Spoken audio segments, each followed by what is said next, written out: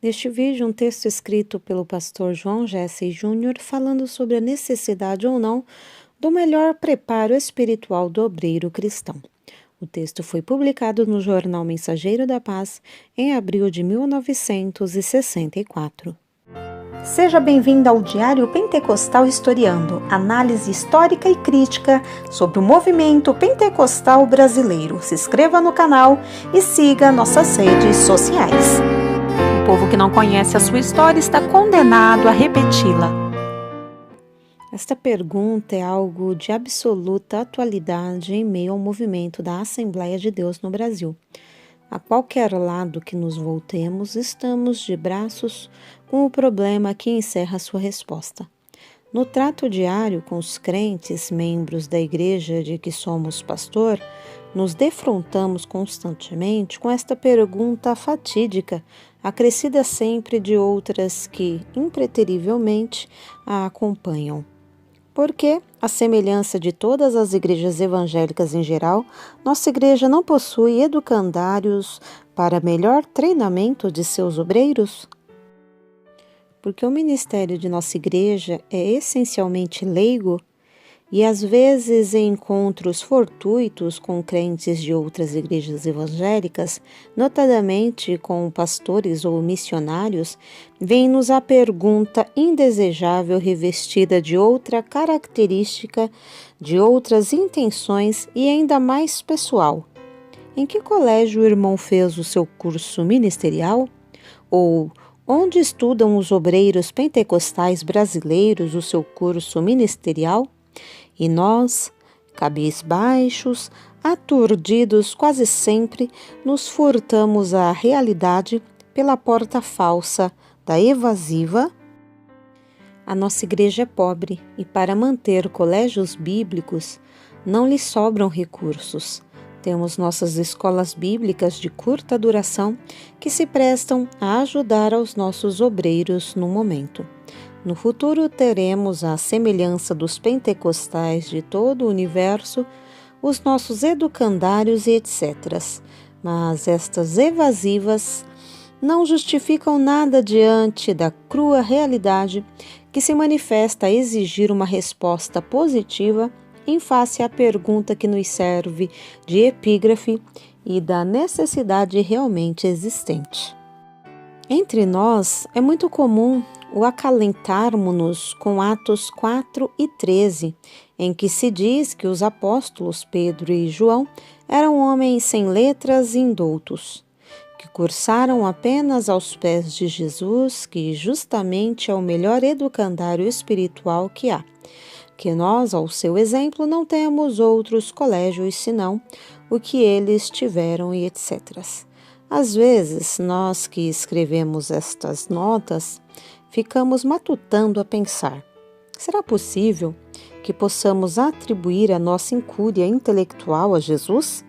Assim fazendo, não estaremos blasfemando de sua augusta e bendita pessoa?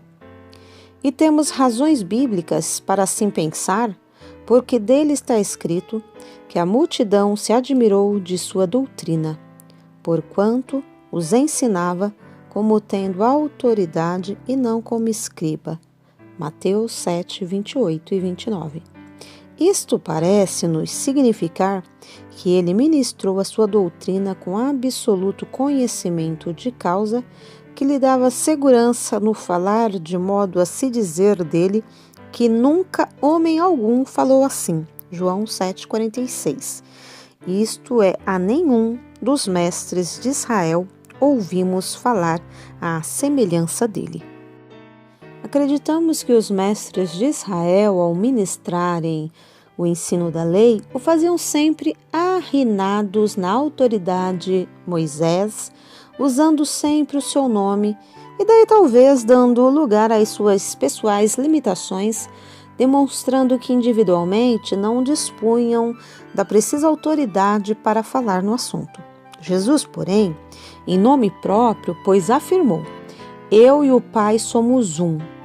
João 10 e 30. E por isso, ao falar em nome do Pai, não precisava de citar Moisés, nem se firmar na autoridade dele, porque pessoalmente havia outorgado a lei a Moisés no Sinai.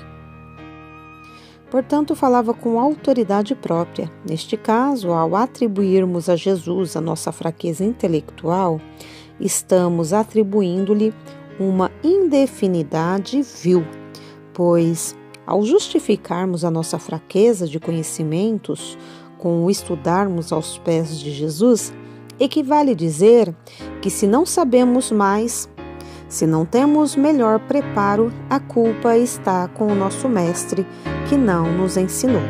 Entretanto, quando confrontamos o texto de Atos 4 e 13 com João 7 e 11, aliás, João 7 e 15, notamos que havia idêntico conceito entre os judeus, tanto com respeito ao mestre Jesus, como a seus discípulos. Mas, ao lermos Atos 6 e 10, ficamos sabendo que eles não podiam resistir à sabedoria e ao espírito com que falava. Então, observando a construção dessa frase, notamos que o sujeito está oculto e, deste modo, podemos perguntar: quem falava na ocasião? E a resposta nos vem prontamente: Estevão. Neste caso, os judeus ali reunidos não podiam resistir à sabedoria e ao espírito com que ele falava. Do mesmo modo está escrito que acima citamos, respeitando a Jesus, que nunca homem algum falou semelhante a ele. Ou por este cotejo de textos bíblicos se pode perceber que nem o mestre, nem seus discípulos eram ignorantes à semelhança deste que escreve esta crônica, nem de muitas centenas de pastores pentecostais brasileiros. Outros sim, Pedro e João eram sem letras e indoutos. Entretanto, tais homens escreveram livros importantíssimos, de um dos quais, Evangelho segundo João, já foi dito por grande autoridade ser um extraordinário compêndio de teologia e ao mesmo tempo de filosofia divina jamais escrito igual. Perguntamos: a maioria absoluta dos nossos obreiros seria capaz de humanamente escrever algo semelhante ao que eles, esses indoutos, pecadores, pescadores, escreveram? Não cremos. Talvez o amado leitor esteja pensando que eles não escreveram de si mesmos, mas foi inspiração do Espírito Santo? Aqui entra uma outra questão, que é a do modo como se verificou a inspiração, que não comporta neste artigo, nem nos propomos descrevê-la, mas por qualquer das hipóteses, o milagre da inspiração não lhes ensinou a ler o mundo, o grego. Eles sabiam falar e escrever corretamente e, portanto, Deus o usou para escrever o que escreveram. Neste caso, em que consiste o problema do motivo de admiração dos rabinos? Justamente em saberem que eles não haviam cursado nenhum de seus colégios e faculdades, não sendo por eles formado, mas tinham o conhecimento de que eles haviam estado com Jesus, isto é, haviam estado 3 anos ou mais estudando aos pés de Jesus, e a ousadia que manifestavam ao falar era fruto do ensino que eles haviam recebido. Isto parece-nos que, embora indoutos quanto aos cursos ministrados nas faculdades judaicas de então, eles eram formados na faculdade dirigida por Jesus, mestre dos mestres. Portanto, não eram ignorantes ou incultos, como muitos de nós o entendemos, procurando com isto acobertar a nossa própria fraqueza espiritual. Eles estudaram com Jesus e, com o curso feito em sua faculdade, eles saíram para assombrar o mundo com a pregação do Evangelho. Alguns motivos que impõem melhor nível intelectual. Quando pensamos, por exemplo, no angustioso problema de liderança de que necessitamos, a fim de não virmos a perder as vitórias até agora alcançadas, vem-nos à memória os ilustres varões de Deus que peregrinaram entre nós, cujos nomes exornam as páginas de nossa história. Gunnar Wingren, Samuel Nystrom e Nels Nelson, todos de origem estrangeira, cujas palavras ainda são acatadas entre nós, mesmo tendo os três já entrado na glória. Grandes homens de Deus e grandes líderes foram eles entre nós, mas infelizmente não prepararam elementos capazes para substituí-los na liderança deste grande movimento. Trabalharam como heróis e lideraram com sabedoria, mas falharam em não se preocupar com os seus substitutos.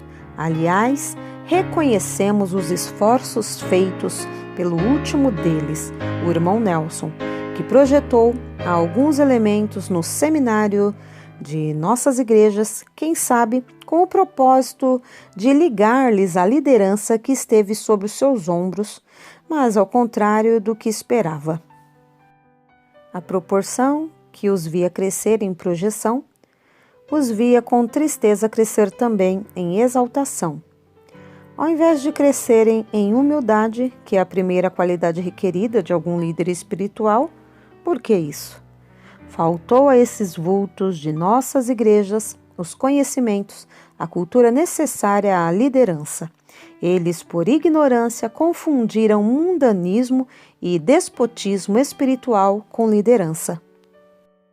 Se esses distinguidos irmãos houvessem sido treinados intelectualmente em tempo oportuno para o preparo espiritual, obtivessem os conhecimentos indispensáveis à execução com plena eficácia do ministério pastoral, outra seria a face da apologia a seu respeito. Nós, os pastores e evangelistas que militamos no serviço do Senhor, nos sertões de nossos estados, quando ocupados nos nossos labores, nos meios a que estamos servindo, sentimos-nos à vontade, porque somos cercados de um povo cujo grau de cultura é semelhante ao nosso e, em alguns casos, somos em nossos locais os maiores expoentes da cultura. Porém, esta nossa posição se torna insustentável e nos sentimos pouco à vontade quando nos visitam pessoas formadas ou quando temos que tomar parte em reuniões nas igrejas da capital, onde há pessoas cultas, ou somos forçados a participar de cerimônias conjuntamente com obreiros de outras denominações e etc. E às vezes chegamos a fugir de tais oportunidades, nomeando muitas vezes a um membro da igreja, alheio ao ministério, mas por ter melhor grau de cultura para nos representar. Quem pode negar essas duas verdades? Quantas vezes acontece que as nossas são as maiores igrejas onde existem e, no entanto, ao invés de serem apresentadas ao público como cabeças, sempre, invariavelmente, são apresentadas como caudas devido à ausência cultural de seus pastores? Há alguma vantagem nisto? Absolutamente nenhuma. Isto não é humildade de nossa parte, e pelo contrário, fruto da nossa fraqueza cultural. Aliás, neste sentido, a perspectiva de outros grupos pentecostais já existentes entre nós, nisto em breve estarem brilhando por meio de um ministério melhor treinado do que o vosso, que pelo tempo e pelo número já deveríamos ocupar uma posição melhor definida em nosso meio evangelizado pátrio. Muitas são as desvantagens apontadas por aqueles que se opõem entre nós à existência de colégios para treinamentos de obreiros. Alegam uns que os novos obreiros que passarem por tais colégios virão depois desprezar e meter a ridículo aos velhos obreiros que militam no ministério há tempo, sem haverem tido a oportunidade que eles tiveram. Acreditamos ser isto absurdo. Aqueles que estudaram melhor terão melhor conhecimentos de ética cristã, prática e teórica, e por nenhum motivo serão levados a zombar ou menosprezar aqueles que os precederam no trabalho. Pelo contrário, saberão melhor dar-lhes o valor que eles têm. Aos que dizem que a cultura é inimiga da espiritualidade. que os obreiros que estudaram em colégios serão frios, igrejas por eles servidas perderão a espiritualidade e se tornarão semelhantes às demais denominações, completamente sem avivamento. Acreditamos ser este outro argumento improcedente, porque Paulo foi um grande expoente da cultura em seu tempo. Levi Petrus é formado em teologia e centenas de ilustres servos de Deus em todo o mundo militam nas fileiras pentecostais, formados em teologia, e mantêm viva a chama do Pentecostes. Sim, tão viva e tão fervente quanto nós aqui no Brasil. Ademais, tal argumento tende a confundir espiritualidade com ignorância, o que é decididamente um perigo feio. Entrarão os obreiros formados diante de Deus por isto, devido ao nome de Cristo, e pois tornam culpados gerais nas cochilas, nos pântanos, a gelizar a semelhança dos que fazem os leigos? Depende, se eles forem chamados por Deus, entrarão. Se pelo contrário, farão o mesmo que estão fazendo muitos leigos ultimamente, incluídos no ministério sem serem chamados por Deus, que apenas querem receber o sustento, comer e dormir, contar anedotas e passear. Entretanto, não se cogita de formatura de obreiros, e sim de treinamentos sistemáticos de modo a fazê-los falar corretamente a língua do país, ministrar toda a doutrina bíblica de que a igreja precisar, sem ficar exclusivamente falando anos após anos as mesmas coisas à igreja. Jesus salva, Jesus cura, Jesus batiza com o Espírito Santo, conforme é comum entre nós. Eis tudo. Treinamento sistemático nas doutrinas bíblicas em geral e conhecimentos necessários à apresentação de tais doutrinas à igreja, de modo que, mesmo sem serem formados, sejam obreiros capazes, que não tenham do que se envergonhar, que manejem bem a palavra da verdade. Eis a premente necessidade entre nós, e as escolas bíblicas, como realizadas desde há muito tempo, são suficientes? Infelizmente, somos forçados pela lógica a dizer que não. Porque ministrada somente no que respeita à doutrina, sem qualquer método lógico e consentâneo, a única virtude que se tem tido nas nossas reuniões de estudos bíblicos para obreiros tem sido a de promover ao consagramento e à comunhão entre os obreiros da região onde são localizadas. Sabemos de obreiros que durante anos seguidos vêm assistindo às escolas bíblicas e nem por isso progrediram, porque a falta de método os leva a considerar o ensino. E se ali comparecem, é para recordar o passado, passar uns dias fora de responsabilidades pastorais, enfim, descansar um pouco, porque dizem que quando alguns ensinadores se levantam para falar, já sabem de antemão o que ele vai dizer. É sempre a mesma coisa dos anos anteriores. Além disso, nós mesmos já assistimos a Loures em 2 horas falarem acerca de 6 instrutores para apenas ministrarem algumas fracas experiências com as quais estamos lidando cotidianamente. Outro serviço que se nos antolha é o serviço missionário.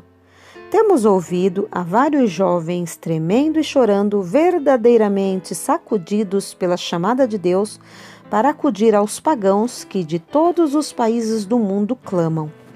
Dai-nos luz,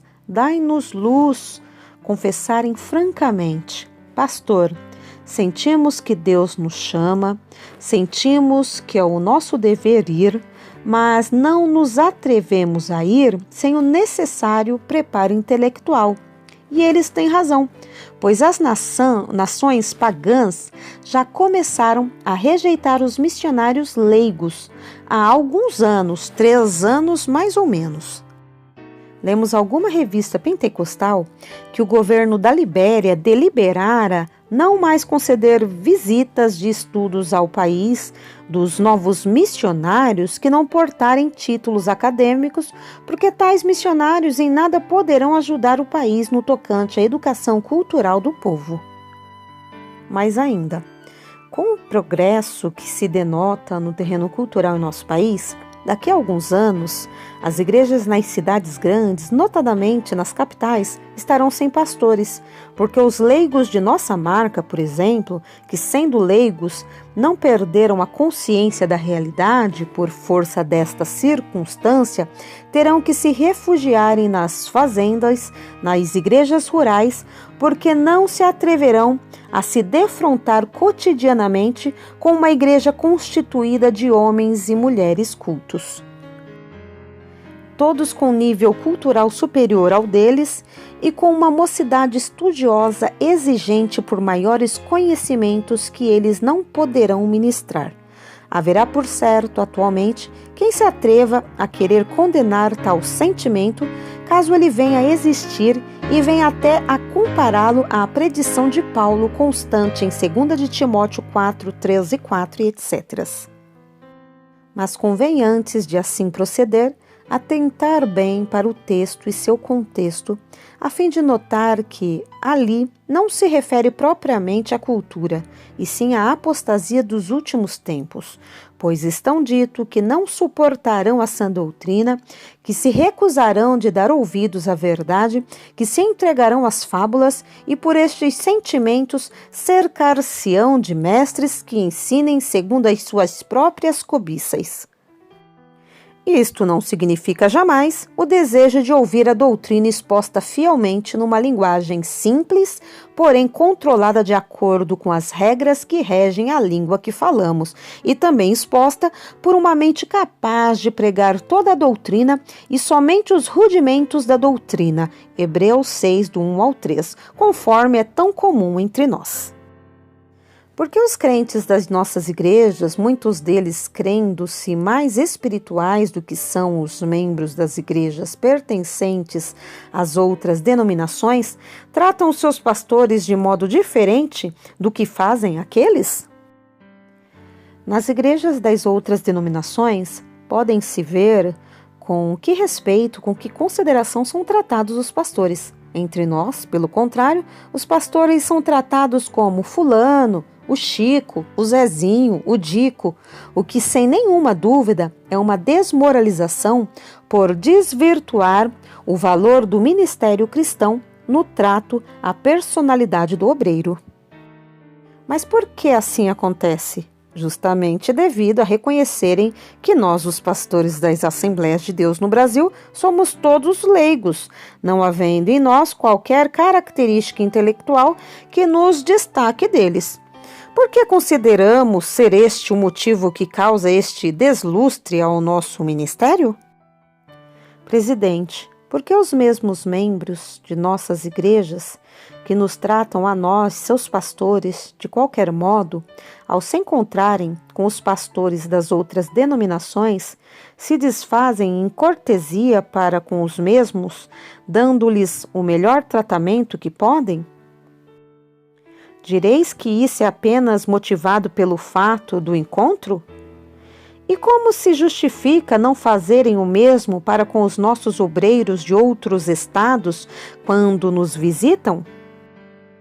Porque entre nós há como que uma fobia quanto ao ministério, de modo a muitos elementos chegarem ao extremo ridículo de se incompatibilizarem com seus pastores, por não os apresentarem em convenção, nem os recomendarem às igrejas para serem consagrados para pastor no ministério? Sim, porque se verificam frequentemente entre nós estas anomalias? Será por haver entre nós uma supervocação para o ministério da palavra? Francamente, não cremos ser isso assim. O que compreendemos é que, cientes de que, com qualquer grau de instrução, nós consagramos elementos para o ministério e por suporem que o ministério seja uma ocupação fácil, então, ao invés de considerar o que se diz em Hebreus 5:4 e Mateus 9:38, ocorrem entre nós elementos de todos os tipos, inclusive cegos, aleijados, mancos, querendo ser pastores. E o pior de tudo é que nós, às vezes, fugindo ao critério estabelecido pelo Espírito Santo em 2 de Timóteo 1:1, transigimos, em alguns casos, e introduzimos no ministério cristão elementos que vão servir de zombaria ao Evangelho e, portanto, a zombaria ser causada por motivo justificado. João Jessey Júnior, 1964.